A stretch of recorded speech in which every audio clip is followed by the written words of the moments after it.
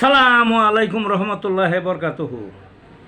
তে বন্ধুগণ, আশা করি আল্লাহ পাকের রহমতে সকলে সহি সালামত আছেন। তে কবি গাজী আক্কাস আলী ইউটিউব চ্যানেল 017140885009 এর পক্ষ থেকে আপনাদের সকলের প্রতি রইল একান্ত আন্তরিক শুভেচ্ছা ভালোবাসা। তে বন্ধুগণ, এখন আপনাদের সামনে যে বয়ানটা রাখবার চেষ্টা করব, বয়ানটার নাম হলো বাতের ব্যারামে হোমিওপ্যাথি। কি বাতের ব্যারামে হোমিওপ্যাথি? বাতের ব্যারাম অনেকেই মনে করে সাধারণ একটা ব্যাপার। সাধারণ না। অল্প বয়সে বাত বলতে কিছু বোঝা যায় না। বয়স যখন 40 ছাড়িয়ে যায় তখন কিছু কিছু ব্যথা সামান্য হয় কারো কারো।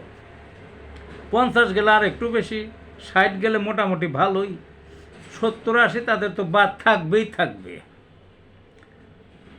প্রাচীনকালের যে কবিরাজ ফকির খনকার টনকারা ছিল, তারা বলতো যে বাতেরা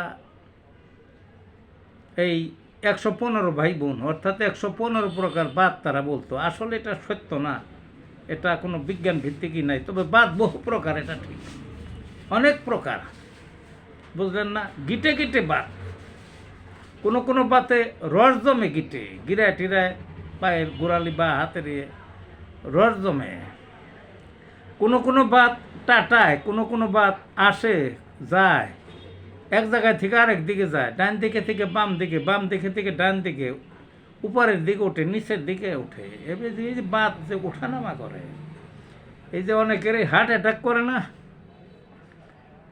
এই হার্ট অ্যাটাক করে মারা যায়, কিন্তু আসলে বাতেও হার্টে যে অ্যাটাক করে, এটা তার মানুষে জানে না। মনে করলো যে হার্টে অ্যাটাক করে মরছে, কিন্তু তা না। এটা হলে বাতে যে অ্যাটাক করে, বাতে হার্টে করতে পারে, কিডনিতে করতে পারে, আরও যে কোনো বড় বড় যন্ত্রে করতে পারে। এই বাত কারো কারো করতে আসবে, হাড়টা বাঁকা করে ফেলায়, প্যারালাইসিসের মতো হয়ে যায়, তো অঙ্গ ছোট বড় হয়ে যায় বাতের চোটে।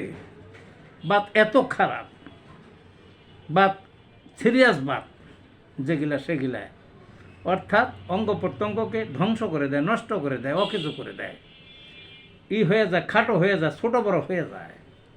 তো হোমিওপ্যাথিতে পর্যাপ্ত ওষুধ আছে। বাত যদি 115 প্রকার সত্য হয়ে থাকে, ঔষধও কমপক্ষে 115 প্রকার আছে। কাজে উপযুক্ত ডাক্তার যদি থাকে, যদি চিকিৎসা ঠিকমতো দিতে পারে, তাহলে যেমন তেমন বাত হোমিওপ্যাথিতে সারবেই সারবে। তো ভালো থাকুন বন্ধুগণ।